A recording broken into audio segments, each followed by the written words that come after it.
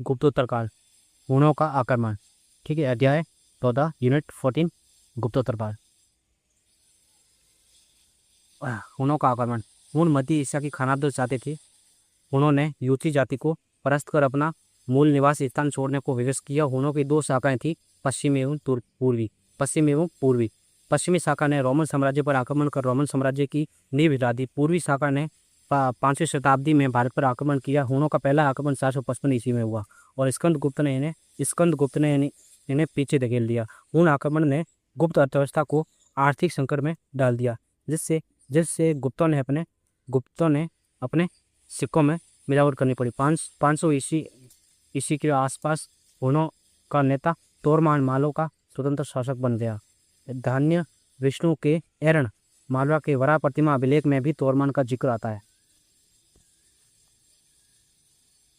एरण का वराह प्रतिमा का अभिलेख तोरमान के प्रथम वर्ष का अभिलेख है। इससे ज्ञात होता है कि एरण के धनी विष्णु ने गुप्तों के स्थान पर तोरमान की अधीनता स्वीकार कर दी थी। तोरमान के छोटे तांबे के सिक्के पंजाब उत्तर प्रदेश से प्राप्त होते हैं। उन्होंने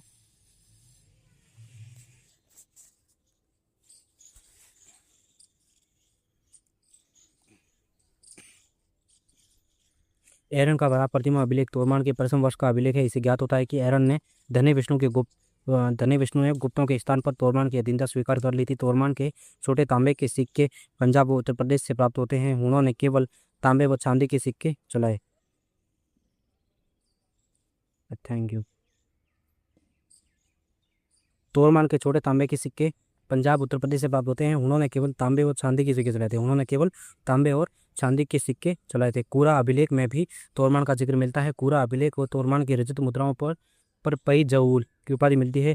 जऊबल तुर्की भाषा का शब्द है जिसका अर्थ है सामंत होता है, और शाही उपाधि कुषाणों की थी। ठीक है, शाही। ठीक है, जैन ग्रंथ कुबलीमाला के अनुसार, ये कुबलीमाला क्या है? जैन ग्रंथ है। के अनुसार तोरमान की राजधानी चंद्रभागा चिनाब नदी के किनारे पवैया थी एवं हरिगुप्त ने तोरमान जैन धर्म में दीक्षित किया था। ठीक है, हरिगुप्त ने तोरमान को जैन धर्म में दीक्षित किया था। तोरमान के सेनापति कराल ने साकल सियालकोट जो नालेपाक में को अपनी राजधानी बनाया था। तोरमान के पुत्र मिहिर कुल को ओलिकर वंशीय मालव नरेश यशोधर्मा एवं मगध के गुप्त शासक नरसिंह गुप्त बलादित्य ने परास्त किया। हैंसांग के अनुसार मिहिर कुल को बंदी बना लिया गया, किंतु बलादित्य की मां के कहने पर उसे छोड़ दिया गया। मिहिर कुल शैव मतावलंबी था। उसके सिक्कों पर नदी का चित्र तथा जेतु वर्षभ अंकित मिलता है। मंदसौर प्रशस्ति से भी उसके शैव होने की पुष्टि होती है। ऐसा माना जाता है कि हुणों ने ही हर बार महादेव का नारा दिया था। मंदसौर प्रशस्ति के अनुसार मिहिर कुल ने यशोवर्मन से पूर्व शिव के अतिरिक्त किसी के समक्ष शीश नहीं झुकाया। मालव नरेश यशोधर्मा की मंदसौर प्रशस्ति की रचना वासुल ने की थी। इसमें यशोवर्मा द्वारा हुण शासक मिहिर कुल को परास्त करने का वर्णन है। मंदसौर प्रशस्ति में यशोधर्मा को जैनेन्द्र कहा गया है। मिहिर कुल बौद्ध धर्म का कट्टर शत्रु था। मिहिर कुल का ग्वालियर अभिलेख है। इसमें विदित है कि उसने सूर्य मंदिर बनवाया था। हैंसांग ने मिहिर कुल को पंच भारत का स्वामी कहा है एवं राजधानी साकल बताई है। जैन लेखक ने मिहिर कुल को दुष्टों में प्रथम कहा है। कल्हण ने मिहिर कुल को विनाश का देवता कहा है तथा इसे वह कश्मीर का शासक बताया था। कल्हण के अनुसार इसने कश्मीर में शैव मंदिर बनवाया था। उन्होंने संस्कृत को अपनी राजभाषा बनाई। उन्होंने मध्य एशियाई व्यापार को क्षति पहुंचाई, जिससे भारतीय व्यापारी दक्षिणी पूर्वी एशिया के व्यापार की ओर उन्मुख हुए। गुप्त साम्राज्य के पतन के बाद विकेंद्रीकरण और क्षत्रियता की भावना का विकास हुआ। भूमि अनुदान की प्रथा में भी तेजी आई, जिससे सामंतवाद का विकास हुआ और केंद्रीय सत्ता कमजोर हुई तथा क्षत्रिय राजवंशों का उदय हुआ। गुप्त वंश के पतन के बाद निम्नलिखित क्षत्रिय राजवंशों का उदय हुआ था। कौन कौन से? सबसे पहले वल्लभी के मैत्रक। सबसे पहला था आपका वल्लभी के मैत्रक। कौन? वल्लभी के मैत्रक। गुप्त काल गुजरात में वल्लभी के मैत्रक वंश ने गुप्तोत्तर काल के राजवंशों में सबसे लंबे समय के लिए शासन किया और वल्लभी संवत तथा गुप्त संवत दोनों ही 319 ईस्वी में शुरू हुए। वल्लभी शासक गुप्त संवत का प्रयोग करते थे। वे भट्टार को धर्मसेन इनके प्रमुख शासक थे। भट्टार को धर्मसेन। मैत्रक वंश के धुरसेन द्वितीय के शासनकाल में हैंसांग आया था। वह इसे हर्ष का दामाद बताता है। ठीक है, और धुरसेन ने हर्ष की प्रयाग एवं कन्नौज सभाओं में भाग लिया था। इस वंश के शासक धरसेन चतुर्थ के दरबार में महाकवि भट्टी रहता था। ठीक है। उसके बाद बात करते हैं कन्नौज की मोकरी। मोकरी शब्द का वर्णन सर्वप्रथम पाणिनि की अष्टाध्यायी में मिलता है और असीरगढ़ मुद्रा लेख, जौनपुर मस्जिद लेख और बड़वा युग लेख अभिलेख कोटा से भी मोकरी वंश की जानकारी मिलती है। इस वंश की स्थापना हरिवर्मा ने की थी। किसने की थी? हरिवर्मा ने। हरिवर्मा के बाद क्रमशः आदित्य वर्मा, ईश्वर वर्मा और ईशान वर्मा शासक हुए। 556 ईस्वी के आसपास इस वंश का ईशान वर्मा शक्तिशाली शासक हुआ।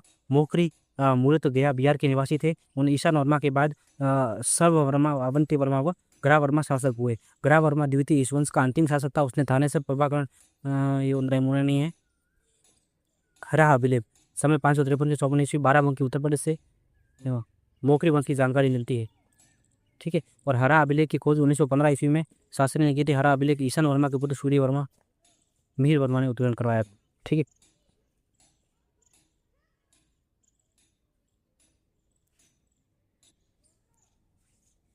मालवा और मगध के परवर्ती गुप्त उत्तर गुप्त वंश। ठीक। परवर्ती गुप्तों की जानकारी के स्रोत देखते हैं। अपसट का लेख, यह लेख आदित्य सेन का है। ये बिहार के गया जिले के अपसट नामक स्थान से मिला। इसमें उत्तर गुप्त के आदित्य सेन तक के 8 शासकों का इतिहास वर्णित है। इसमें उत्तर गुप्त व मोकरी शासकों के पारस्परिक संबंधों का भी वर्णन मिलता है। देववर्नाक शाहबाद आरा बिहार का लेख, यह लेख जीवित गुप्त द्वितीय का लेख है। इस लेख से भी उत्तर गुप्त का 3 शासकों की जानकारी मिलती है। उत्तर गुप्त का संस्थापक कृष्ण गुप्त लगभग 510 से 525 ईस्वी था। इस वंश का शासन के अंदर मगध व मालवा था। तीसरे शासक जीवित गुप्त प्रथम को क्षिति चूड़ामणि राजाओं का सिरमौर कहा गया। कुमार गुप्त उत्तर गुप्त वंश का प्रथम शासक था, जिसने महाराजा धीराज की उपाधि धारण की थी। इसका मोकरी ईशान वर्मा से संघर्ष हुआ। अपसट के लेख के अनुसार कुमार गुप्त ने उपले की आग में अपना जीवन प्रयाग में समाप्त किया। और महासेन गुप्त प्रमुख परवर्ती गुप्त शासक था। हर्षवर्धन की दादी महासेन गुप्त की बहन थी और महासेन गुप्त को कलचुरी नरेश शंकरगढ़ ने मार डाला। और महासेन गुप्त का बड़ा पुत्र देवगुप्त था, जिसने हर्षवर्धन के बहनोई ग्रहवर्मा द्वितीय की हत्या करवा दी। और महासेन गुप्त ने बड़े पुत्र देवगुप्त को उत्तराधिकारी नियुक्त किया। इतना इंपोर्टेंट नहीं है। उसके बाद देखते हैं महासेन गुप्त के 2 दौरान रहते थे। हर्षवर्धन का बचपन इन दोनों राजकुमार को मेरे भाई और बंडी के साथ बीता था। आगे चलकर हर्ष ने माधव गुप्त को मगध का शासक बनाया। माधव गुप्त की मृत्यु के बाद आदित्य सेन मगध का शासक बना। 3 अश्वमेघ किए और चीनी यात्री वांग युएन ने अपनी 3 बार यात्रा की। 2 बार यात्रा आदित्य सेन के शासनकाल में और कोरिया की बौद्ध यात्रा हुई लेने आया था। जीवित गुप्त द्वितीय इस वंश का अंतिम शासक था। बंगाल के गौड़ शशांक प्रमुख गौड़ शासक था। हर्षवर्धन से उसकी शत्रुता थी। शशांक बौद्ध धर्म का विरोधी था। ध्यान, शशांक बौद्ध धर्म का विरोधी था। इसने गया में बोधि वृक्ष को काटकर गंगा नदी में फेंकवा दिया था। गया में बोधि वृक्ष था, उसको काटकर गंगा नदी में किसने फेंकवाया था? शशांक प्रमुख गौड़ शासक था, शशांक उसने। ठीक है। और शशांक कट्टर शैव था। ध्यान रखना, शशांक ये कट्टर शैव था। इसके सिक्कों पर शिव एवं नंदी की आकृतियां मिलती है। हैनसांग शशांक को काचे सांग कहता है तथा उसके कर्ण सुवर्ण शासक बताता है। वो बाणभट्टी से गौड़ का राजा बताता है। और कर्ण सुवर्ण शशांक की राजधानी थी। कर्ण सुवर्ण क्या थी? शशांक की राजधानी थी। और शशांक द्वारा नष्ट किए गए बोधि वृक्ष एवं बौद्ध स्मारकों का पुनरुद्धार है किसने? वो पूर्ववर्मा ने करा था। किसने? पूर्ववर्मा ने। ठीक है। और वर्तमान बोधि वृक्ष अपने वंश की 4थी पीढ़ी का है। वर्तमान जो बोधि वृक्ष है वो अपने वंश की 4थी पीढ़ी का ध्यान रखना। ठीक है। थानेश्वर की पुष्यभूति या वर्धन वंश देखते हैं। थानेश्वर की पुष्यभूति या वर्धन वंश, इन्होंने गुप्तों के बाद उत्तर भारत में सबसे विशाल राजवंश की स्थापना की। हैनसांग तथा आर्य मंजूश्री मूल कल्प के अनुसार वर्धन वंश पुष्यभूति वंश फीसे वंश जाति का था। और दिल्ली के निकट थानेश्वर वर्तमान हरियाणा में शिव उपासक पुष्यभूति ने इस वंश की स्थापना 6वीं शताब्दी में की। थानेश्वर को स्थानीश्वर भी कहते हैं, स्थानीश्वर। और बाणभट्ट की हर्षचरित में भी इस वंश का संस्थापक पुष्यभूति को बताया गया है। लेकिन इस वंश के अभिलेख मूरों में प्राप्त प्रथम शासक नरवर्धन को बताया गया है। इस वंश के प्रथम 4 राजा क्रमशः नरवर्धन, राज्यवर्धन, आदित्यवर्धन, प्रभाकरवर्धन सभी सूर्य के उपासक थे। और पुष्यभूति वंश में 3 प्रमुख शासक हुए, प्रभाकरवर्धन और उसके 2 पुत्र राज्यवर्धन और हर्षवर्धन थे। ठीक है। प्रभाकरवर्धन को हर्षचरित में मालव, लक्ष्मी, लता, परशु और सिंधु राजप्रकार भी कहा गया है। और महाराजा धीराज एवं परम भट्टारक की उपाधि धारण करने वाला प्रथम शासक प्रभाकरवर्धन था। ध्यान रखना, महाराजा धीराज और परम भट्टारक की उपाधि धारण करने वाला प्रथम शासक कौन था? प्रभाकरवर्धन था, जो कि पुष्यभूति या वर्धन वंश का था। ठीक है। और हर्षचरित में प्रभाकरवर्धन को हूण हरिण केसरी कहा गया है। अर्थात अर्थात वर्धन हूण रूपी हिरण के लिए सिंह के समान थे और सर्वप्रथम प्रभाकर वर्धन ने ही इस वंश में हूणों को परास्त किया। यह हर्ष की माता यशोमती ने पति की बीमारी से न बचने की आशा में पति के जीवित रहते हुए चिता ने जलकर आत्मदाह कर लिया। रसायन एवं सुसेन नामक राजवैद्य ने हर्ष के पिता प्रभाकर वर्धन को बीमारी से बचाने के लिए पूरी कोशिश की, लेकिन वे बचा न सके। प्रभाकर वर्धन की मृत्यु के बाद राज्यवर्धन द्वितीय सिंहासन पर ग्रहण किया। उसके बाद बहन हुई गर्ववर्मा द्वितीय। राजश्री के पति की हत्या मालवा देवगुप्त ने कर दी और राजश्री को कारागार में डाल दिया। तब राज्यवर्धन सेना लेकर देवगुप्त से लड़ना गया और देवगुप्त ने मार डाला। राज्यवर्धन द्वितीय गौड़ के राजा शशांक ने हत्या कर दी और हर्ष को कुंतल नामक दूत द्वारा अपने भाई राज्यवर्धन की हत्या का समाचार मिला। हर्ष चरित में लिखा है कि हर्ष ने यह प्रतिज्ञा ली कि मैं कुछ दिनों के भीतर पृथ्वी को गौड़ विहीन न कर दूंगा तो पतंगे की भांति चलती हुई चिता में प्रवेश कर अपने प्राण दे दूंगा। इसने कहा था पहले में, ये जिसने कहा था हर्ष चरित में हर्ष ने ये प्रतिज्ञा दी। ठीक है, उसके बाद बात करते हैं हर्षवर्धन 606 से 647 ईस्वी। ज्योतिषी तारक ने हर्ष के जन्म पर उसके चक्रवर्ती सम्राट बनने का संकेत दिया था।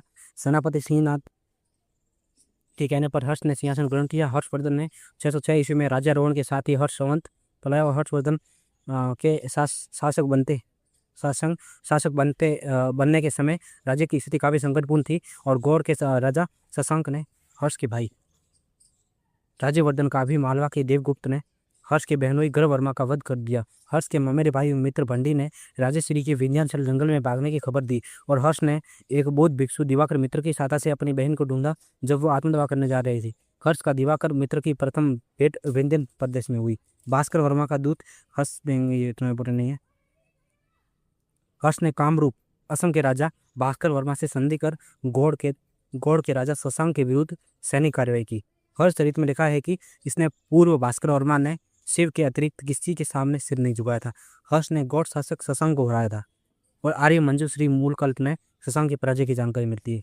हैनसांग के अनुसार बानी के नेतृत्व में कन्नौज के राजनीतिज्ञों ने हर्ष ने कन्नौज का प्रशासन संभालने की प्रार्थना की थी और अवलोकितेश्वर बोधिसत्व के परामर्श पर हर्ष ने कन्नौज के सिंहासन पर बैठने एवं महाराजा की उपाधि न धारण करने की प्रतिज्ञा की। वह आर्यपुत्र व राजपुत्र की उपाधि धारण की, लेकिन कालांतर में उसने महाराजा धीराज बांसखेड़ा लेख के अनुसार की उपाधि ग्रहण की। सैन्य ग्रंथ फैंग चिन्ह के अनुसार ये आपका हर्ष एवं राजश्री कन्नौज के सिंहासन पर साथ बैठे थे। उसके बाद साम्राज्य जो किंगडम एक्सपेंड है, साम्राज्य विस्तार के बारे में देखते हैं।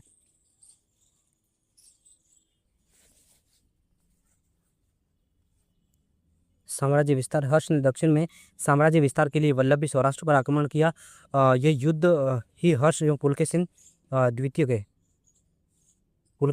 के मध्य युद्ध का कारण बना। हर्ष का साम्राज्य दक्षिण में नर्मदा के तट पर फैला था।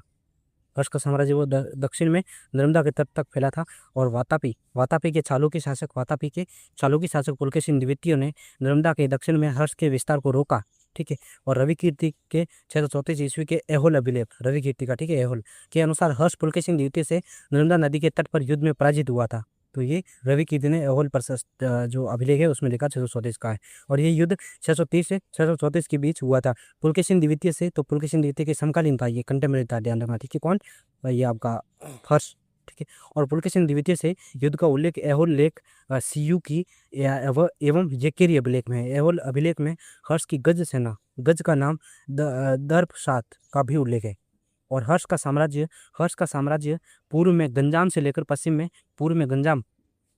उड़ीसा से लेकर पश्चिम में वल्लभी तक फैला था और उत्तर में कश्मीर को छोड़कर शेष प्रांत साम्राज्य में शामिल थे। हर्ष की पंच भारत विजय में पंजाब, बंगाल, कन्नौज, उत्तर प्रदेश, मिथिला, बिहार व उड़ीसा शामिल थे और पंच भारत विजय के पश्चात कन्नौज पर अपनी बहन के आग्रह पर अधिकार करके अपनी राजधानी थानेश्वर से कन्नौज स्थानांतरित की। हर्ष ने वल्लभी के शासक दुरुसेन द्वितीय को पराजित किया और जयबड़ तरती के नौसारी ताम्रपत्र के अनुसार दुरुसेन ने भरोस के गुर्जर शासक दत्त द्वितीय के दरबार में शरण ली। दुरुसेन को ही दुरुभट्ट अथवा दुर्लभ भट्ट कहते हैं। बाद में हर्ष ने वल्लभी के शासक दुरुसेन द्वितीय से अपनी पुत्री का विवाह किया।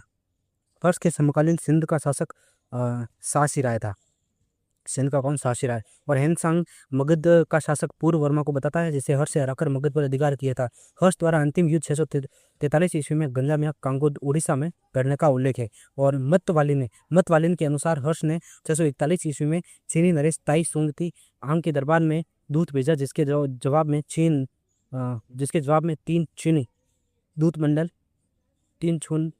दूत मंडल हर्ष के दरबार में आए। 641 ईस्वी में पहला चीनी दूत मंडल लियांग कोइकिंग के नेतृत्व में, 643 ईस्वी में ली पेओ के नेतृत्व में तथा 647 ईस्वी में वैन हासे व वांग स्वासे के नेतृत्व में कुल 3 चीनी दूत मंडल हर्ष के दरबार में आए। लेकिन 647 ईस्वी में तीसरा दूत मंडल हर्ष की मृत्यु के बाद दरबार में पहुंचा। ठीक है, 3 चीनी दूत मंडल हर्ष के दरबार में आए, लेकिन 646 ईस्वी में तीसरा दूत मंडल हर्ष की मृत्यु के बाद दरबार में पहुंचा। हर्ष सूर्य एवं शिव के साथ साथ बुद्ध की भी उपासना करता था। बाद में उसका झुकाव महायान बौद्ध धर्म की ओर अधिक हो गया। ठीक है, हर्ष पहले तो शिव और बुद्ध की भी उपासना करता था, लेकिन बाद में उसका झुकाव महायान बौद्ध धर्म की ओर अधिक हो गया। राजतरंगिणी के जो कलम की तो राजतरंगिणी है, उसके अनुसार बौद्ध धर्म अपनाने से पूर्व हर्ष शैव मतावलंबी था। पहले क्या था, शैव था बौद्ध धर्म अपनाने से पहले। ठीक है, और उसने अभिलेखों में परम माहेश्वर कहा गया है। अभिलेखों में क्या कहा गया है, परम माहेश्वर। किसको, हर्ष को परम माहेश्वर। और वर्धन वंश में सर्वप्रथम हर्ष के भाई राज्यवर्धन ने बौद्ध धर्म ग्रहण किया। बांसखेड़ा व मधुबन अभिलेखों में राज्यवर्धन को परम सौगत बोध कहा गया है। हर्ष ने कश्मीर नरेश दुर्लभ वर्धन से बलपूर्वक बुद्ध के दांत के अवशेष प्राप्त किए व कन्नौज में एक विहार बनाकर इसे सुरक्षित रखा। प्रयाग महामोक्ष परिषद। हर्ष प्रत्येक 5वें वर्ष प्रयाग में महोत्सव धर्म महासम्मेलन करके दान करता था। चीनी यात्री हेनसांग 643 ईस्वी में इस प्रकार के छठे महोत्सव में शामिल हुआ था। इसमें 18 देशों के राजाओं ने भाग लिया था। 75 दिनों तक चले इस समारोह के प्रथम दिन बुध, दूसरे दिन आदित्य सूर्य और तीसरे दिन पूजा की जाती थी। ठीक है, पूजा की थी। और प्रयाग में ही हेनसांग ने हर्ष से चीन जाने की विदाई मांगी थी। हर्ष ने नालंदा महाविहार को 100 गांवों की आय दान दी थी। हर्ष ने नालंदा महाविहार को 100 गांवों की आय दान में दी थी। ठीक है, और दानशीलता के लिए हर्ष को भारतीय हातिम भी कहा गया है। ध्यान रखना, भारतीय हातिम भी इसको हर्ष को कहा गया। क्यों कहा गया है, क्योंकि वो दान ज्यादा करता था। दानशीलता के कारण भारतीय हातिम कहा गया है। और हर्ष के बांसखेड़ा, मधुबन, नालंदा लेखों में भूमिदान का उल्लेख है। तो बांसखेड़ा, मधुबन ये किसका है, हर्ष के उल्लेख है। इस लेखों में भूमिदान का उल्लेख है। कन्नौज धर्म सभा 643 ईस्वी में, 643 ईस्वी में, 643 में।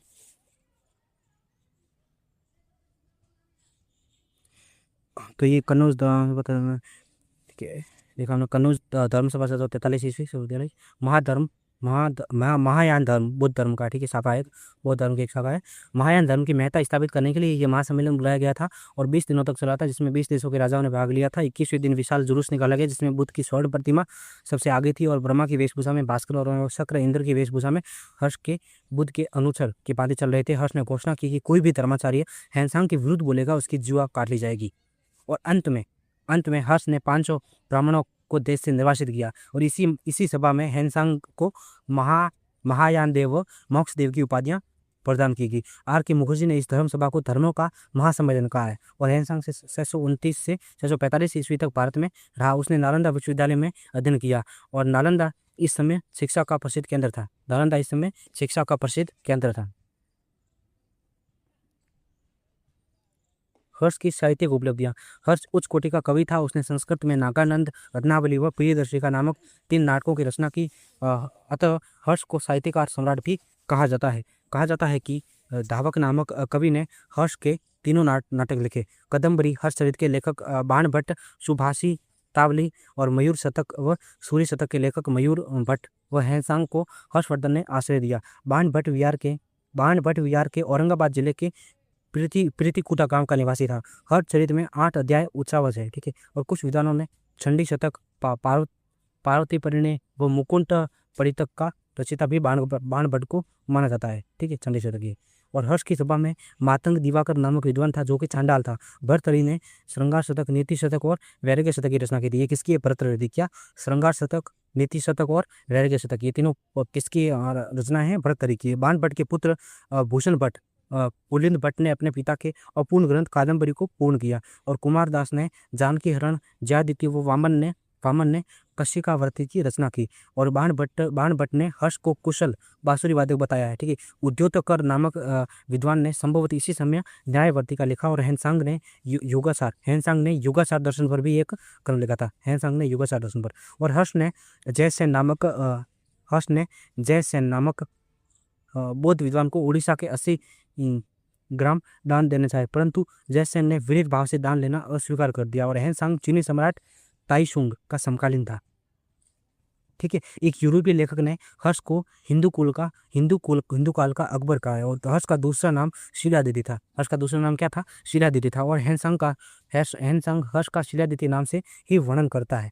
और 11वीं शताब्दी की गुजराती लेखक सोढल ने अपनी उदय सुंदरी कथा में हर्ष को कविंद्र व वाणी का हर्ष कहा है। और गीत गोविंद के लेखक जयदेव ने प्रसन्न रागों में उसे कविता कामिनी का साक्षात हर्ष, काव्य का हर्ष व भास का कालिदास के समतुल्य बताया है। हर्ष चरित में हर्ष को सभी देवताओं का सम्मिलित अवतार कहा गया है। बांसखेड़ा अभिलेख में हर्ष के हस्ताक्षर है। सोनपत मोहर पर हर्ष का पूरा नाम हर्षवर्धन व हर्ष नाम अंकित मोहर मिलता है। हर्ष निसंतान था, अतः उसकी मृत्यु के साथ ही 647 ईस्वी में पुष्यपीति वंश का अंत हो गया। ठीक है, कि हर्ष पुष्यपीति वंश का राजा था। ठीक है। और चालुक्य अभिलेखों ऐहोल अभिलेख में हर्ष को सकलोत उत्तरापतनाथ संपूर्ण उत्तरी भारत का सम्राट कहा गया है। और बाणभट्ट ने उसे सतु समुद्राधिपति और सकल राज चक्र चूड़ामणि तथा चक्रवर्ती नादोरे कहा है। अब देखते हैं हर्ष का प्रशासन। हर्ष अत्यधिक परिश्रमी था। उसने दिन को 3 भागों में बांट रखा था, जिसमें एक राज्य कर्म के लिए निश्चित था। हर्ष का प्रशासन निरंकुश व गणतंत्री तत्वों का मिश्रण था। हर्ष को प्रशासन में सहायता के लिए एक मंत्री परिषद होती थी। हर्ष के प्रशासन में एक सुव्यवस्थित सचिवालय था, जिसके प्रमुख पदाधिकारी निम्न थे। अवंती युद्ध में शांति का अधिकारी, जैसे विदेश मंत्री या सचिव भी कहते हैं। सिंहनाथ सेनापति होता। कुंतल ये अश्वसेना का प्रधान होता था। स्कंदगुप्त ये हस्ती सेना का हाथी सेना का प्रधान स्कंदगुप्त। ठीक है। बंडी क्या होता था? प्रधान सचिव या प्रधान मध्य होता था। हर्ष की प्रशासन प्रणाली सामंत प्रणाली की अग्रगण्य थी। विदेश सचिव को महासंधि विग्रह कहा जाता था। विदेश सचिव को विदेश मंत्री को महासंधि विग्रह कहा जाता था। और मंत्री को सचिव या अमात्य कहा जाता था। ठीक है, वही गुप्त कालावश्य। ठीक है। और राजस्थानीय संभवतः वायसराय प्रांत प्रमुख थे। और छाट और भाट पुलिस अधिकारी थे। छाट और भाट ये क्या थे? पुलिस अधिकारी थे उत्तर गुप्त काल में। और हर्ष के प्रशासन व पदाधिकारियों के नाम बांसखेड़ा अभिलेख में मिलते हैं। बांसखेड़ा व मधुबन लेखों में हर्ष के महासामंत स्कंदगुप्त ईश्वर गुप्त का उल्लेख है। हर्ष ने अपनी बहन को प्रशासनिक कार्यों में सहयोग देने के लिए राजधानी थानेसर से कन्नौज स्थानांतरित की। हर्ष चरित्र के अनुसार हर्ष ने सर्वप्रथम पदाधिकारियों के वेतन के रूप में भूमि देने की जागीरदारी प्रथा की शुरुआत किसने की थी?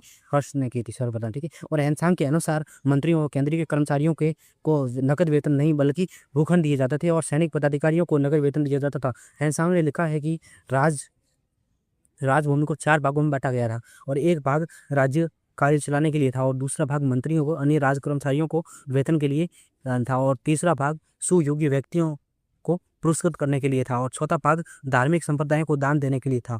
हर्षवर्धन के बारे में जानकारी के स्रोत देखते हैं। ठीक है। मधुबन ताम्रपत्र अभिलेख 631 ईस्वी का उत्तर प्रदेश के मऊ जिले की घोसी तहसील में स्थित है। इसमें हर्ष श्रावस्ती भुक्ति के सोमकुंडा नामक ग्राम दान देने का विवरण है। बांसखेड़ा ताम्रपत्र अभिलेख 628 का उत्तर प्रदेश के शाहजहाँपुर जिले में स्थित इस अभिलेख से हर्षकालीन शासन के अनेक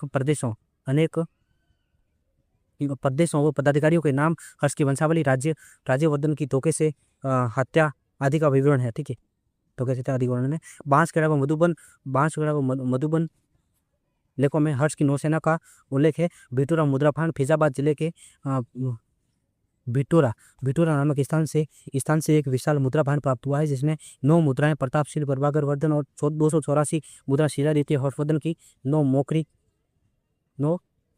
मोकरी नरेश ईशान वर्मा की, और 6 शहरों में गई। ये सभी मुद्रा चांदी की, और नालंदा से मिट्टी व सोनीपत से हर्षवर्धन के समय की तांबे की मुद्राएं प्राप्त हुई है। सोनीपत की मुद्रा पर शिव, पार्वती के नंदी का अंकन है। नालंदा की मुद्रा पर हर्ष लिखा है कि हर्ष लिखा उसे महेश्वर सार्वभौम तथा महाराजा धीरज कहा गया। फर्रुखाबाद से हर्ष का स्वर्ण सिक्का प्राप्त हुआ है। इस पर परम भट्टारक महाराजा धीरज श्री हर्ष देव नंदी पर आसीन शिव पार्वती का अंकन हुआ है। जालंधर का राजा उदित हर्ष का समकालीन था। ठीक है, ध्यान रखना, जालंधर का राजा उदित हर्ष का समकालीन था। ठीक है, और हर्ष का टीला थानेसर में स्थित है। हर्ष का टीला कहाँ पे है? हर्ष का टीला थानेसर में स्थित है। उसके बाद हैनसांग युआनसांग। ठीक है, हैनसांग का जन्म 600 ईस्वी के लगभग हुनान प्रांत के चियू चिन चियू नामक स्थान से हुआ था। उसके पिता का नाम चैन हुई था। 629 ईस्वी में वो चीन चीन से भारत के लिए रवाना हुआ था तथा सर्वप्रथम भारतीय राज्य कपिसा पहुंचा और बाद में वह हर्ष की राजधानी कन्नौज पहुंचा। और सुआन त्यांग, युआन सुआंग, सुआन त्यांग आदि हैनसांग के आदि नाम है। वह कामरूप के शासक भास्कर वर्मा के दरबार में भी गया। और दक्षिण में हैनसांग पल्लव नरेश नरसिंह वर्मा की राजधानी कांची में भी गया। कांची से वह चालुक्य शासक पुलकेशिन सिंह के राज्य मुगल महाराष्ट्र भी गया। वह सिंध भी गया तथा उसने सिंध शासक को शूद्र बताया। और हैनसांग मालव वल्लभी गया था। हैनसांग ने थानेश्वर में जयगुप्त नामक बौद्ध विद्वान से शिक्षा ग्रहण की थी। उसने नालंदा में शिक्षा प्राप्त की। इस समय आचार्य शीलभद्र नालंदा विश्वविद्यालय का कुलपति थे। और नालंदा में हैनसांग को मोक्षदेव नाम मिला। हैनसांग ने कन्नौज में धर्म सभा की अध्यक्षता की तथा 643 ईस्वी में प्रयाग में हुई छठी महामोक्ष परिषद में भाग लिया। 644 ईस्वी में वो भारत से चला गया। हैनसांग ने अपना यात्रा विवरण सी यू की पश्चिमी संसार का विवरण में लिखा है। सी यू की का अंग्रेजी अनुवाद बिल ने किया था। और 665 ईस्वी में उसकी मृत्यु हो गई। 665 में उसकी मृत्यु हो गई। उसने तीर्थयात्रियों का राजकुमार प्रिंस ऑफ पिलग्रिम्स भी कहा गया है। ठीक है, किसको? इसको। ठीक है, देखा हमने। और उसके बाद चीनी सम्राट की आज्ञा न मिलने पर हैनसांग गुप्त रूप से भारत आया। तो हैनसांग को प्रिंस ऑफ पिलग्रिम्स कहा गया। ठीक है, और हैनसांग गुप्त रूप भारत आया था और किंतु चीन वापस जाने पर उसे क्षमा कर दिया गया और चीनी सम्राट द्वारा सम्मानित किया गया। हैनसांग ने बंगाल में जैन धर्म को समृद्ध स्थिति में बताया। और भारत के प्रत्येक प्रांत में इतिहास लिखने के लिए इतिहासकार नियुक्त थे। ये हैनसांग ने कहा था। ठीक है, और हैनसांग मलय पर्वत मल्लकूट के संदन की प्रशंसा करता है। और हैनसांग ने वाराणसी में 100 फीट की ऊंची शिव प्रतिमा का उल्लेख किया है। हैनसांग के अनुसार मथुरा सूती वस्त्रों के निर्माण के लिए प्रसिद्ध था। मथुरा किसके लिए? सूती वस्त्रों के लिए प्रसिद्ध था, इसी हैनसांग ने कहा है। ठीक है, और हैनसांग के समय बौद्ध धर्म 18 संप्रदायों में बटा हुआ था। किसने? 18 संप्रदायों में बटा हुआ था बौद्ध साम्राज्य। ठीक है, उसके बाद बात करते हैं आपके त्रिपक्षीय संघर्ष के बारे में। त्रिपक्षीय संघर्ष। ठीक है, हर्ष की मृत्यु के कुछ समय बाद कन्नौज के सिंहासन पर यशोवर्मन नामक शासक ने अधिकार कर लिया। वह कुशल शासक व विद्वान था। उसने दरबार में वाक्पति नामक कवि प्राकृत भाषा में गौड़वाहु की रचना की थी। तो गौड़वाहु की रचना किसने की थी? वाक्पति ने की थी। ये किसके दरबार में था? ये हर्ष के दरबार में था। ठीक है, यशोवर्मन थी। कुशल शासक वो विद्वान के दौरान था। कौन सा? यशोवर्मन के दौरान था। ये वाक्पति। ठीक है, और यशोवर्मन ने 725 से 752 ईस्वी तक शासन किया। उसने चीन के साथ राजनीतिक संबंध थे। यशोवर्मन ने 731 में बुद्धसेन को कुटासिन नामक अपने मंत्री को चीनी शासक हैनसुंग के दरबार में भेजा था। ठीक है, कश्मीर का। ठीक है, तो ये मैंने देखा यशोवर्मन 725 से शासन किया और उसने चीन के साथ राजनीतिक संबंध थे। यशोवर्मन 731 ईस्वी में बुद्धसेन पुरसेन नामक अधिकारी हैनसुंग के दरबार में भेजा था। कश्मीर का शासन ललिता द्वितीय उसका समकालीन था। ठीक है, यशोवर्मन के दरबार में भावभूति नामक नाटककार रहते थे। तो भावभूति किसके दरबार में था? यशोवर्मन के दरबार में था। ठीक है, तो भावभूति किसके दरबार में था? यशोवर्मन के दरबार में था। भावभूति यशोवर्मन के दरबार में था। भावभूति नाटककार था ये। ठीक है, रहते थे। और इन्होंने मालती माधव इनकी रचना है, भावभूति की है। और उत्तर रामचरित भी इनकी है। और महावीर चरित, ये 3 नाटक है। मालती माधव, उत्तर रामचरित और महावीर चरित, ये 3 नाटक है किसके? भावभूति के, जो कि यशोवर्मन के दरबार में रहता था। ठीक, उसके बाद भावभूति का मालती माधव 10 अंकों का नाटक है। जो भावभूति का मालती माधव है वो 10 अंकों का नाटक है। भावभूति का उत्तर रामचरित 7 अंकों का नाटक है। भावभूति का उत्तर रामचरित कितने अंकों का? 7 अंकों का नाटक है। ठीक है, और भावभूति का महावीर चरित 7 अंकों का नाटक। इसमें भगवान राम का जीवन है। महावीर चरित ये इसमें कितने? शायद उल्टा लिखा होगा महावीर चरित में, का हो सकता है इसका मतलब उत्तर रामचरित में राम का चरित्र हो। ठीक है,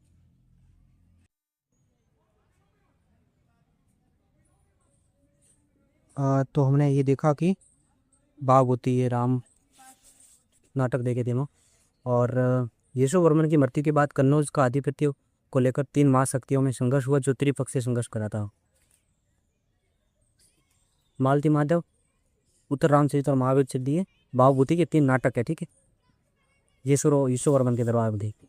तो यशोवर्मन की मृत्यु के बाद कन्नौज पर आधिपत्य को लेकर 3 महाशक्तियों में संघर्ष हुआ, जो त्रिपक्षीय संघर्ष कहलाता है। ये 3 शक्तियां की गुर्जर, प्रतिहार, पाल व दक्षिण भारत के राष्ट्रकूट। ठीक है, गुर्जर, प्रतिहार, पाल और राष्ट्रकूट। त्रिपक्षीय संघर्ष के समय कन्नौज पर शक्तिहीन आयुध शासकों का शासन था। त्रिपक्षीय संघर्ष 8वीं शताब्दी के अंत से शुरू होकर लगभग 150 वर्षों तक अनेक चरणों में चला। त्रिपक्षीय संघर्ष में अंततोगत्वा गुर्जर प्रतिहारों की ही विजय रही। नागभट्ट द्वितीय ने कन्नौज को जीतकर अपने राज्य में मिला लिया और कन्नौज को प्रतिहारों की स्थायी राजधानी बनाया। ठीक है, त्रिपक्षीय संघर्ष का प्रथम चरण वत्सराज ध्रुव प्रथम धर्मपाल के बीच हुआ था। प्रथम संघर्ष पहला किसके बीच हुआ था? वत्सराज ध्रुव प्रथम और धर्मपाल। पाल का धर्मपाल था, ध्रुव प्रथम और वत्सराज। ठीक है, तो ये गुर्जर, प्रतिहार, पाल और राष्ट्रकूट। ठीक है, पहले वत्सराज, धर्मपाल और ध्रुव प्रथम। उसके बाद नागभट्ट द्वितीय देवपाल और गोविंद तृतीय के बीच हुआ था। उसके बाद मीर भोज, विग्रपाल और अमोघवर्ष राष्ट्रकूट था। ठीक है, और उसके बाद महेंद्रपाल गुर्जर था, गुर्जर प्रतिहार। उसके बाद पाल शासक कौन था? आपका नारायण पाल, और उसके बाद कृष्ण द्वितीय, ये राष्ट्रकूट था। ठीक है, और लास्ट हुआ था महिपाल और इंद्र तृतीय के बीच। लास्ट किन के बीच हुआ था? गुर्जर प्रतिहार शासक महिपाल प्रथम और राष्ट्रकूट इंद्र तृतीय के बीच। ठीक है, 912 से 912 के लगभग इनका शासनकाल थी। और वत्सराज ने कन्नौज के इंदिरा युद्ध को पराजित किया। वत्सराज ने कन्नौज के इंदिरा युद्ध को पराजित कर दिया और पाल नरेश धर्मपाल को भी हराया, लेकिन राष्ट्रकूट नरेश ध्रुव प्रथम ने हस्तक्षेप करके वत्सराज को पराजित किया। राष्ट्रकूट पहली दक्षिण भारतीय शक्ति थी जिसने उत्तर की राजनीति में सक्रिय भाग लिया। चक्रा युद्ध व इंदिरा युद्ध आयुध वंश के 2 भाई थे। धर्मपाल ने चक्रा युद्ध का तथा वत्सराज ने इंदिरा युद्ध का पक्ष लिया। धर्मपाल के खलीमपुर ताम्रपत्र से धर्मपाल द्वारा इंदिरा युद्ध को पराजित करने तथा चक्रा युद्ध को कन्नौज की गद्दी पर बैठाने का उल्लेख मिलता है। वाणी डिंडोरी, रतनपुर व अमोघवर्ष प्रथम के संजन ताम्रपत्र से त्रिपक्षीय संघर्ष के बारे में जानकारी मिलती है। ग्वालियर अभिलेख से धर्मपाल की नागभट्ट द्वितीय द्वारा पराजय की जानकारी मिलती है। गुप्तोत्तरकालीन समाज देखते हैं। शिल्पियों व श्रेणियों के जातियों में परिवर्तित होने से तथा प्रतिलोम विवाह के कारण गुप्तोत्तर काल में जातियों की संख्या में बढ़ोतरी हुई और वैजंती 66 वर्ण संकर जातियों की सबसे लंबी सूची दी, जबकि राजनीति में 66 उपजातियों का वर्णन है। राजनीतिक अव्यवस्था व आर्थिक कारणों से ब्राह्मणों ने अन्य व्यवसाय भी अपनाए। मेधातिथि के अनुसार विषम परिस्थितियों में ब्राह्मण शस्त्र ग्रहण कर सकता था तथा वेदज्ञ ब्राह्मण को सेनापति व राजपद ग्रहण करने की अनुमति दी। पराशर स्मृति में कृषि ब्राह्मण के लिए सामान्य व्यवसाय है, बस सत्य ब्राह्मण स्वयं खेती ना करे। प्रतिहारों के पोहवा अभिलेख में ब्राह्मण घोड़े व्यापारी का उल्लेख है। चालुक्य कुमारपाल के लेख में ब्राह्मण खेतिहारों के नाम मिलते हैं। मध्य प्रदेश व प्राच्य के ब्राह्मण सभी में अपने हाथों से खेती करते थे। हैनसांग ने तक पंजाब के देश के ब्राह्मणों को स्वयं खेती करते देखा। ब्रह्म क्षत्रिय वो ब्राह्मण जो क्षत्रिय कर्म अपना लेता था। क्षत्र ब्राह्मण वो जो युद्ध करके जीविका चलाता था, तो वो क्षत्र ब्राह्मण। ठीक है, सत क्षत्रिय क्षत्रियों से उच्चतम स्तर का दावा करने वाला सत क्षत्रिय। वैश्य ब्राह्मण ये वार्ता, कृषि, पशुपालन, व्यापार से जीविका चलाने वाला वैश्य ब्राह्मण। ठीक है, इसके बाद निषाद ब्राह्मण चोरी डकैत करने वाला ब्राह्मण निषाद ब्राह्मण। इसके बाद शूद्र ब्राह्मण लाख, नमक, दूध, शहद, घी आदि का व्यवसाय करने वाला शूद्र ब्राह्मण। ठीक है, इसके बाद ब्राह्मण को मृत्युदंड से छूट थी। ब्राह्मण के लिए सबसे कठोर दंड देश निकाला होता था। ठीक है, सबसे कठोर से कठोर देश निकाला। और हैनसांग ने भारत को ब्राह्मणों का देश कहा है। हैनसांग ने भारत को ब्राह्मणों का देश कहा, क्योंकि उनको सबसे ज्यादा शक्ति थी, पावर दी गई थी, छूट दी गई थी। ठीक है, मनुस्मृति के टीकाकार मेघातिथि के अनुसार राजा शब्द अब अक्षत्रिय के लिए ही प्रयुक्त हो सकता है, बशर्ते वह राज्य का स्वामी हो।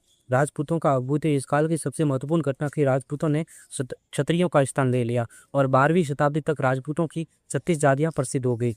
इब्न खुर्दादब ने क्षत्रियों के 2 वर्गों का उल्लेख किया है। ये सबूक फूरिया और कतारिया। हैनसांग ने मणिपुर व सिंध देश के राजा को शूद्र कहा। इस काल में वैश्यों की स्थिति में गिरावट आई। मनुस्मृति व भूतायन धर्म सूत्र में वैश्यों को सर्वप्रथम शूद्रों के समकक्ष माना। अल-बरूनी ने वैश्यों व शूद्रों में कोई अंतर नहीं पाया। उसके अनुसार दोनों दोनों को ही वेदों के अध्ययन व श्रवण की अनुमति नहीं थी। अतः कृषक के रूप में शूद्रों का रूपांतरण व वैश्यों का शूद्र के स्तर तक गिरावट से वर्ण व्यवस्था का परिवर्तन हुआ। हैंसांग ने शूद्रों का कृषक के रूप में उल्लेख किया है। शूद्रों की आर्थिक स्थिति में सुधार हुआ। उदयन व तेजपाल जैसे धनी व्यापारी थे। पूर्व मध्यकाल में वैश्यों ने वैष्णव व जैन धर्म को प्रोत्साहन दिया। पराशर ने तुषित व्रति, ब्याज पर रुपये उधार लेना व वैश्य का व्यवसाय बताया। बिहार के 8वीं शताब्दी के दूध पानी अभिलेख से ज्ञात होता है कि उदयपान नामक समृद्ध व्यापारी ने तीन गांवों के लोगों की ओर से राजकीय कर दिया। व्यास, पराशर और वैजंती ने कुटुंबी नामक कृषक वर्ग का उल्लेख किया है और कुटुंबी स्वतंत्र किसान होते थे। गुप्त काल में कुटुंबीन का अभिप्राय शूद्र कृषक वर्ग से था, किंतु गुप्तोत्तर काल में इसकी स्थिति स्वतंत्र किसानों की हो गई और यह भूमि के स्वामी हो गए। और तेयद सिरीन वे किसान थे जो बटाई दर का कार्य करते थे। देवल या पराशर ने शूद्र के लिए सेवा, अतिरिक्त कृषि, पशुपालन और वाणिज्य व शिल्प युक्त व्यवसाय बताया है। मेघातिथि के अनुसार नारद स्मृति के टीकाकार अश्याय ने किन्नास वर्ग को शूद्र बताया है और शूद्रों को 2 वर्गों में बांटा गया था, सत्शूद्र और असत्शूद्र। सत्शूद्र को संस्कार, पंच महायज्ञ आदि करने का अधिकार दिया गया था। इस युग में खान पान संबंधी नियमों में कट्टरता आई। अस्पृश्य जातियों की संख्या अस्पृश्यता में वृद्धि हुई। इस युग में दासों की स्थिति में भी सुधार हुआ। वे कृषि दास बन गए। पूर्व मध्यकाल में दास प्रथा में वृद्धि हुई। विज्ञानेश्वर की मिताक्षरा में नारद द्वारा कथित 15 प्रकार के दासों का उल्लेख मिलता है। अज्ञात लेखक रचना लेख पद्धति से राजस्थान व गुजरात में प्रचलित दास प्रथा की जानकारी मिलती है। इसमें घरेलू दास दासियों के कर्तव्य का वर्णन है। नोट: लेख पद्धति की मूल संस्कृत पांडुलिपियों का सर्वप्रथम संग्रहण व संपादन 1925 ईस्वी में चिमनलाल दलाल व गजानंद श्री गोंडेकर ने किया। समाज में तंत्रवाद के प्रसार से भी शूद्रों की स्थिति में सुधार हुआ, क्योंकि इसमें शूद्र व स्त्री भी शामिल हो सकते थे। कायस्थों का एक जाति के रूप में उदय इस काल में हुआ। कायस्थों का सर्वप्रथम उल्लेख याज्ञवल्क्य की स्मृति में किया गया है तथा एक जाति के रूप में कायस्थों का उल्लेख औष्णव स्मृति में मिलता है। भू राजस्व व भू अनुदान व हिसाब किताब संबंधी कार्यों में वृद्धि के कारण कायस्थों की संख्या में वृद्धि हुई। और न्यायालयों में निर्णय लिखने का काम करणी करते थे। करणी क्या होते थे? लिपिक होते थे, निर्णय लिख देते थे। और कलहण के अनुसार राजा प्रजा कायस्थों के अत्याचार से पीड़ित थी। क्षमेंद्र के अनुसार कायस्थों के उद्देश्य ब्राह्मणों के अधिकारों पर अज्ञात पहुंचा। कायस्थों ने ब्राह्मणों के एकाधिकार को समाप्त कर दिया। अतः कायस्थों को ब्राह्मणों का कोपभाजन बनना पड़ा और महिलाओं की स्त्रियों की स्थिति में गिरावट आई। बाल विवाह की प्रथा में तेजी आई। बाल विवाह से स्त्री शिक्षा पर असर पड़ा। सती प्रथा अतिरिक्त प्रचलित हो गई। अंगिरा, हारी आदि पूर्व मध्यकालीन स्मृतियों, अपराक और विज्ञानेश्वर आदि निबंधकारों ने सती प्रथा की प्रशंसा की। ठीक है। मेधातिथि ने सती प्रथा को आत्महत्या कहकर इसकी आलोचना की है। बाण भट्ट और देवभट्ट ने भी सती प्रथा की निंदा की है। बाण भट्ट और देवभट्ट ने भी। ठीक है। पूर्व मध्यकाल में सती प्रथा को बढ़ावा इसकी मिला क्योंकि सामंतों व राजाओं द्वारा अधिक संख्या में पत्नियां व स्त्रियां रखने के कारण संपत्ति विषयक विवादों को बढ़ावा मिला और विधवा विवाह निषिद्ध था। अतः संपत्ति के विवादों से बचने व विधवा को दंडनीय जीवन से मुक्ति का समाधान पति के साथ सती होने में दिखाई दिया। पूर्व मध्यकाल में महिलाओं की संपत्ति संबंधी अधिकारों में वृद्धि हुई। इसका कारण यह था कि सामंती समाज के विकास के कारण निजी संपत्ति की अवधारणा को बल मिला। ठीक है। वैजंती में सच्चरित्र महिला को परिवृत्ति, युद्ध में जीती हुई स्त्री को कालकली और उपपत्नी को अवरोध व वधु तथा संचल स्त्रियों को विलासिनी कहा है। उसके बाद आर्थिक दशा। ठीक है। कृषि अर्थव्यवस्था का मुख्य आधार था।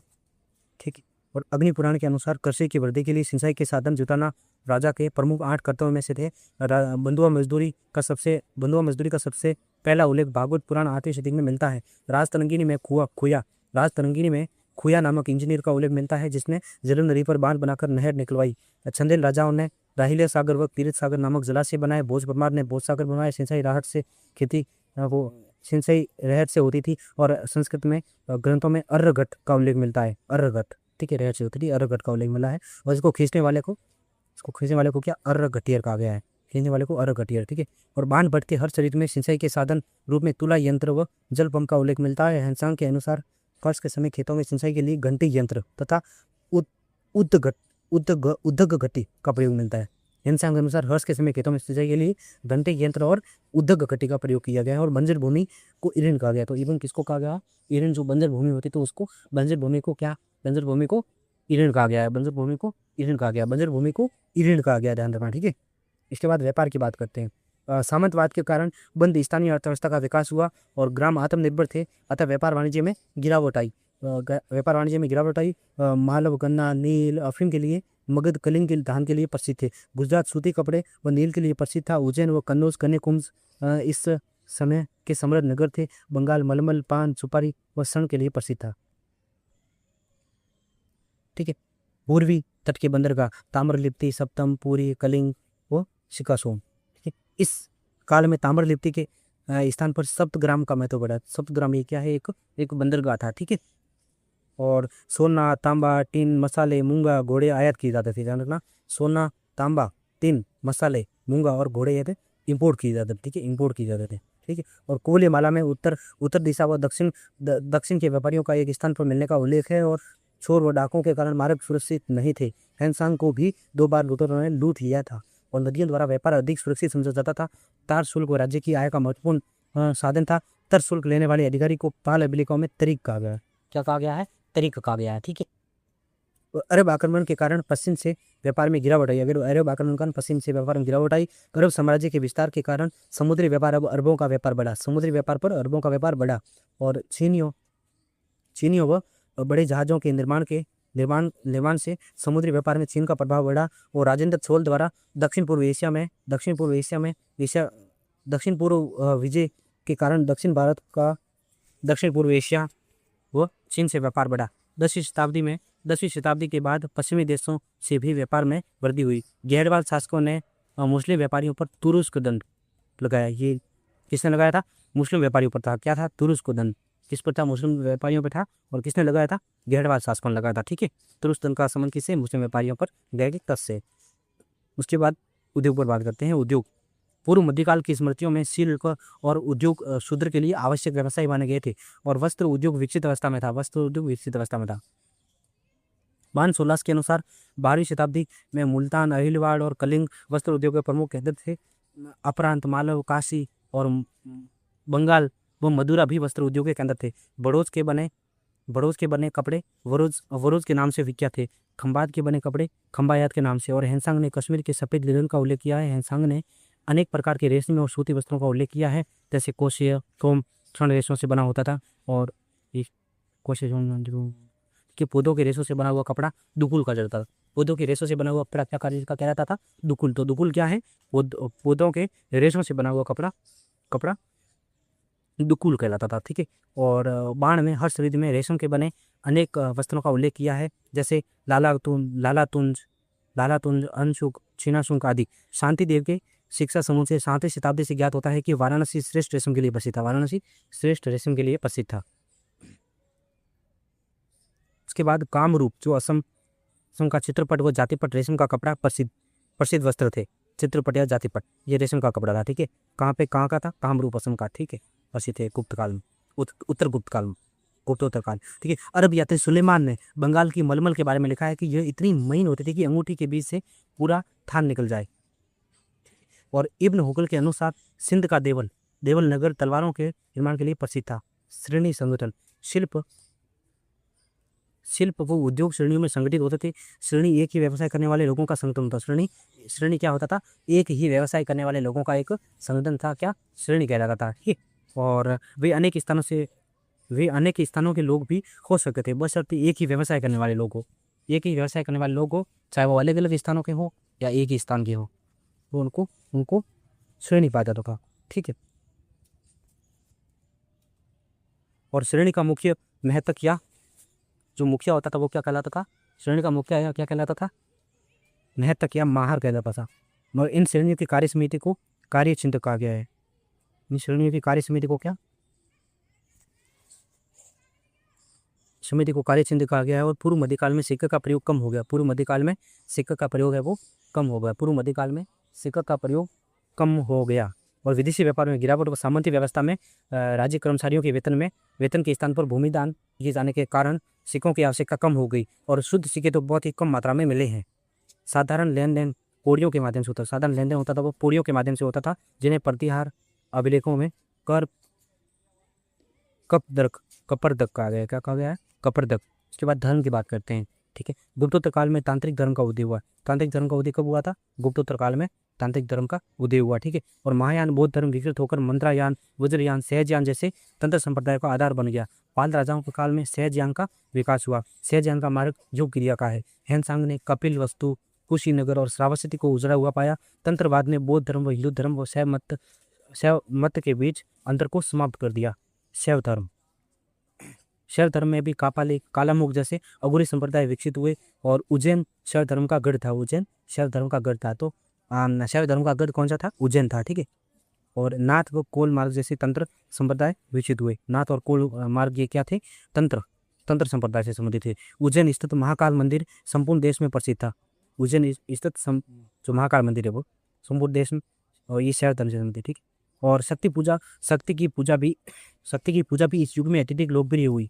ठीक है, गुप्तोत्तर काल में। ठीक है। और मध्य प्रदेश में गुप्तों के बाद हुई थी। गुप्त काल में उतनी फेमस नहीं थी। ठीक है, ये शक्ति की पूजा। ठीक है। और मध्य प्रदेश और उड़ीसा में सहस्त्र योगिनियों के मंदिर मिले हैं। दुर्ग पूजा शुरू करने का जो श्रेय है वो मार्कंडेय पुराण को है। किसको है? मार्कंडेय पुराण को। दुर्गा पूजा शुरू करने का श्रेय मार्कंडेय पुराण को जाता है, मार्कंडेय पुराण को। और बुद्ध व जिन को विष्णु का अवतार माना जाने लगा। बुद्ध और जिन को विष्णु का अवतार माना जाने लगा। बुद्ध व जिन को विष्णु का अवतार माना जाने लगा। प्रतिहार नरेश मिहिर भोज ने आदिवरा की उपाधि धारण की थी। आदिवरा की उपाधि किसने धारण की थी? मिहिर भोज ने। ये कौन था? ये प्रतिहार नरेश था। प्रतिहार नरेश ने मिहिर भोज की उपाधि धारण की। ठीक है। प्रतिहार नरेश मिहिर भोज ने आदिवरा की उपाधि धारण की और इसी शैली के सिक्के भी जारी किए। ठीक है, प्रतिहार नरेश मिहिर भोज। ठीक है। और शैव धर्म भी इस काल में लोकप्रिय हुआ था। शैव धर्म भी गुप्तोत्तर काल में ही प्रसिद्ध हुआ। और परमार नरेश शैव मतानुयायी थे। जो परमार नरेश थे वो क्या थे? शैव मतानुयायी थे। परमार नरेश शैव मतानुयायी थे। ठीक है। तो ये आदिवरा की उपाधि धारण की। और परमार नरेश थे वो क्या थे? शैव मतानुयायी थे। ठीक है। परमार नरेश शैव मतानुयायी थे। और भोज परमार ने शैव धर्म पर एक तत्व, भोज परमार ने शैव धर्म पर एक तत्व परीक्षा नामक पुस्तक लिखी थी। तत्व परीक्षा किसकी है? तत्व परीक्षा शैव धर्म पर आधारित है। और ये किसकी है? भोज परमार की, परमार शासक भोज परमार की। ठीक है।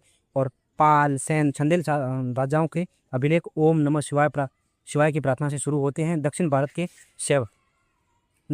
के शैव अनुयायियों को नैनार कहा जाता था और इनकी संख्या कितनी थी? 63 थी। और नैनारों के प्रमुख संत अप्पार, नान सबंदर और सुंदर मूर्ति थे। दक्षिण भारत कर्नाटक में लिंगायत व वीरशैव मत भी प्रसिद्ध हुआ। वैष्णव धर्म, आलवार संतों ने दक्षिण भारत में शैव धर्म का, वैष्णव धर्म का प्रसार किया। ठीक है, किसने? आलवार संतों ने दक्षिण भारत में, सदर्न इंडिया में वैष्णव धर्म का प्रसार किया। और इसका प्रमुख क्षेत्र क्या? तमिल प्रदेश था। प्रमुख क्षेत्र क्या था? तमिल प्रदेश था।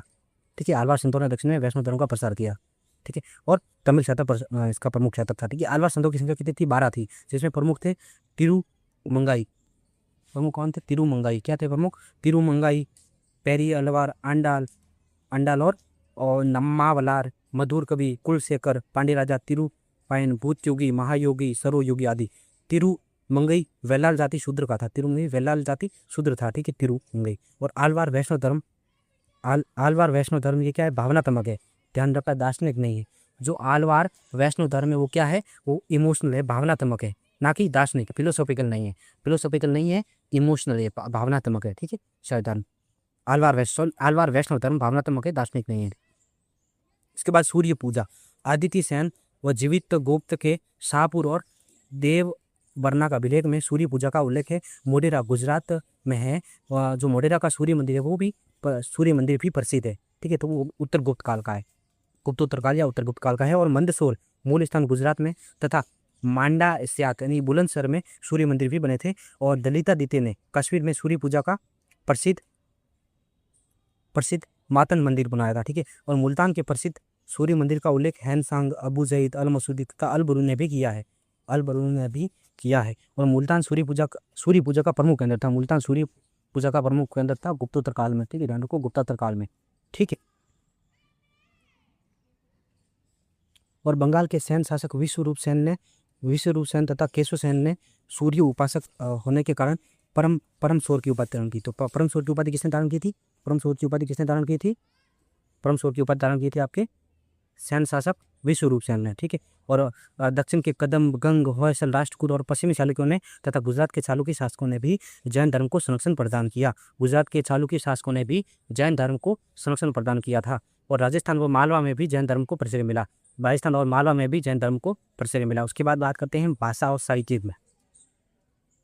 ठीक है, क्या बात करते हैं? भाषा और साहित्य। 8वीं शताब्दी के एक जैन ग्रंथ कुल्यमाला, तो ये 8वीं शताब्दी का, कुल्यमाला कब का है? 8वीं शताब्दी का। और क्या है? एक जैन ग्रंथ है। जैन ग्रंथ में 18 प्रमुख राष्ट्रों और 16 प्रकार के लोगों की नृवंशात्मक विशेषताओं का उल्लेख है। ठीक है। और पूर्व मध्यकाल में भाषा की दृष्टि से क्षत्रियता के चिन्ह प्रस्तुत करता है। संस्कृत के प्रयोग में क्लिष्टता और कृत्रिमता आती जाती रही थी। और अब अपभ्रंश का विकास आदि हिंदी, आदि बंगाली, आदि गुजराती व आदि राजस्थानी व आदि मराठी में हो रहा था। क्षेत्रीय भाषा के साथ साथ क्षेत्रीय लिपियों का भी विकास इस समय गुप्तोत्तर काल में आपका हुआ था। ठीक है। और ठीक है, राजस्थानी अपभ्रंश का विकास आदि हिंदी, आदि बंगाली, आदि गुजराती, आदि राजस्थानी, आदि मराठी में भी हो रहा था। और क्षेत्रीय भाषा के साथ साथ क्षेत्रीय लिपियों का भी विकास हुआ। ठीक है। सिद्ध मात्रका इस काल की विकसित हुई लिपि थी। तो सिद्ध मात्रका एक क्या है? सिद्ध मात्रका एक प्रकार की एक लिपि है। कब की है सिद्ध मात्रका आपकी लिपि है? और कब की है? तो ये आपके गुप्तोत्तर काल की। सिद्ध मात्रका एक गुप्तोत्तर काल की लिपि है। ठीक है। तो इस काल में ये विकसित हुई थी। और हर्षचरित के टीकाकार शंकर थे। ध्यान रखना, हर्षचरित के टीकाकार कौन थे? शंकर थे। हर्षचरित के टीकाकार शंकर थे। और ये हर्षचरित गुप्तोत्तर काल में। तो इस प्रकार ये हमारा पूरा हो गया। उसके बाद हम अगले वीडियो से हम करेंगे आपका ये अध्याय 15, यूनिट 15, अध्याय 15 पूर्व मध्यकाल 800 से 1200 ईस्वी। ठीक है। Thank you.